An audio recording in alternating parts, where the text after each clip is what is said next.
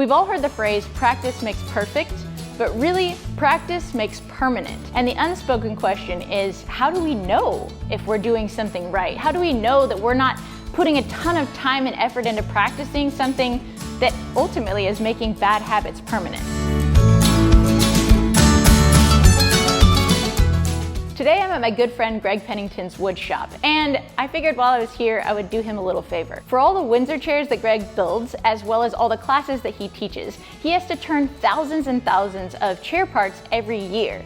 So I figured a really great way to help him out is to come here and batch turn a whole bunch of chair legs, because I know how to turn, and it's also a great opportunity for me to practice some basic turning skills, but also to create a better final product that will help Greg in the long run. So in that, I'm trying to think about how I can improve my process. I'm gonna do one really slowly, pay attention to my technique, see if there's something that I can do with the tool rest or with the lathe setup that will improve my ability to do this quickly. My natural inclination when I'm doing stuff like this is to just want to get started. But in thinking about wanting to take this opportunity to practice, and because I have so many things that I need to get done today, taking a minute to think about how I'm going to go about this and setting up the shop for efficiency will get me there faster. These maple slabs are cut green straight out of the round log, and then I'm carefully sawing each one up so that I can exploit the tree's natural grain and get the strongest possible chair legs out of them. Doing each of these tasks in batches helps the entire project to go a whole lot faster and smoother, because I'm only thinking about one small task at a time, and then I can really focus on it.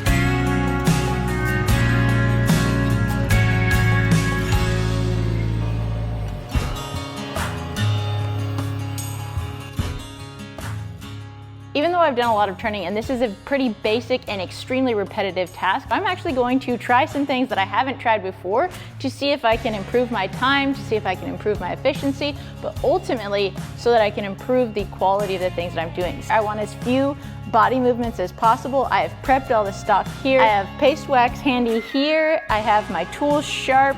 I have everything that I need in this immediate vicinity, and I want to take this moment now to clean it off and wax it up so that it's ready for max efficiency.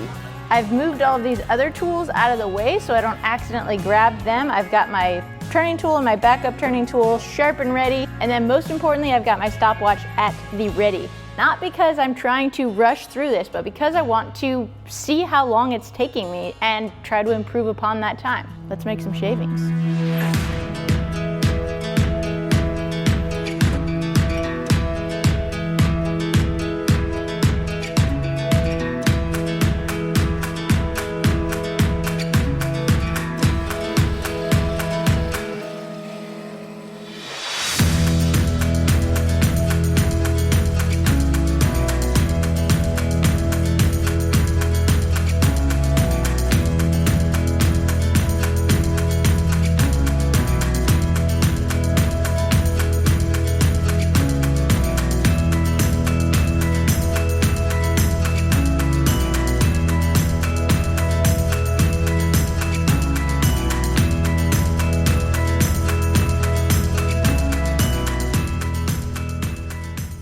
This is spindle number 62 of 62.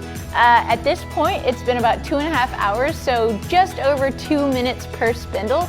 And I have definitely been keeping track of all the things that I've learned about how to be a better turner during this time. First and foremost, the pieces that I took the time to mark and measure out carefully and then carefully cut out on the bandsaw turned a whole lot quicker on the lathe because there was, less jumping around, there was less adjustment of the tailstock. Next, when you're doing a whole run of things like this, batching your tasks will help you save a ton of time because you're never losing momentum at the task at hand. So if I were just preparing these one by one and, cutting, measuring, marking, and then bringing it over to the lathe, then I wouldn't have the immediate repeated experience of finishing cutting this and then moving on to the next one and keeping my body in the same position, being able to kind of measure my variables, really paying attention to my body position, where it felt most comfortable to stand, especially when you're spindle turning on the lathe. Something that can be really helpful is just actually moving your bodies fluidly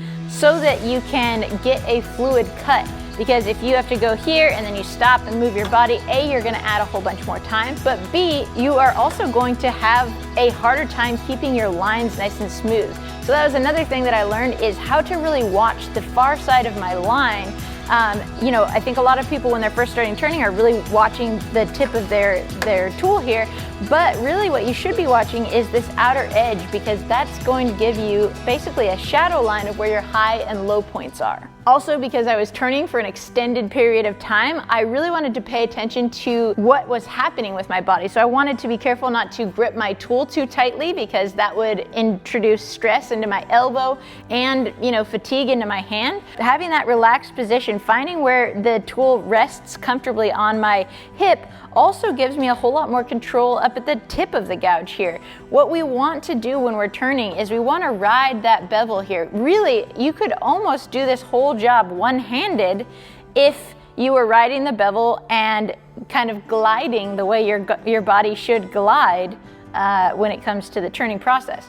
Also, because we're doing batched operations and doing the same thing over and over and over, that really gives you the opportunity to isolate your variables so that you can actually experiment with tool techniques, tool positioning. I've often heard using a gouge, kind of like a gas pedal. I found where it was safe to have it open so I could take the biggest cut possible, but still maintain complete control over the tool. Another thing that I really like to practice that's not for everyone is turning both right and left-handed. So when I'm using hand tools like handsaws, I'll practice doing it half of the time with my left hand and half of the time with my right hand. With turning, that gives you an extra benefit because it allows you to actually use both sides of your gouge. I get twice the sharpen time on one single tool. If you're doing a repeatable task for an extended amount of time, staying alert and staying focused is hugely important for safety reasons, because most shop accidents that I've heard about happen, the last cut of the day, the end of the day when you're feeling tired. So you really want to just be conscious of what your body's feeling while you're doing this. And then one last thing in the vein of batching your parts is, because I was doing both legs and spindles, I separated the leg parts and the spindle parts so I wasn't constantly having to move my tailstock. So let's go through this last one here and see what we can make happen.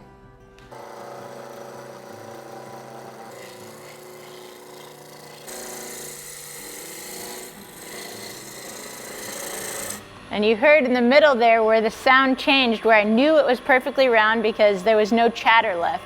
So now I just want to even up the whole spindle.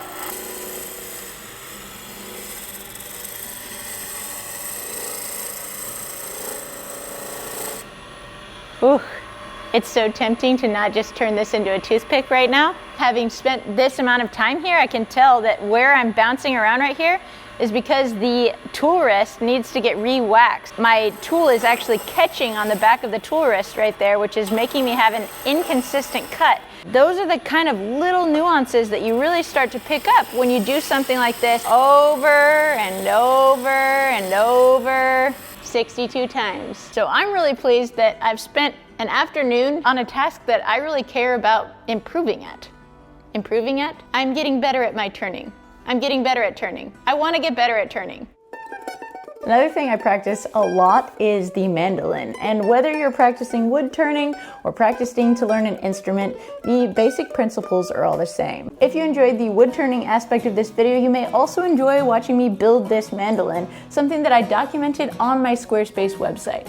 Squarespace has been supporting my channel and making videos like this possible for the last 3 years. And I've been hosting my website on Squarespace for a whole lot longer than that.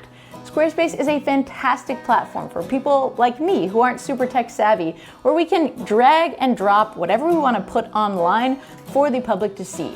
They've got amazing artist design templates that couldn't be easier to use. So if you've got a photo gallery that you want to share with potential clients, or if you want to launch your own online business, Squarespace is a fantastic place for you to do that. Check out squarespace.com to build your own website, and when you're ready to launch, go to squarespace.com/AnneofAllTrades for a 10% discount. If you like this video and you want to see more like it, I have an entire chair making playlist linked below. I will see you in the next video. Cheers!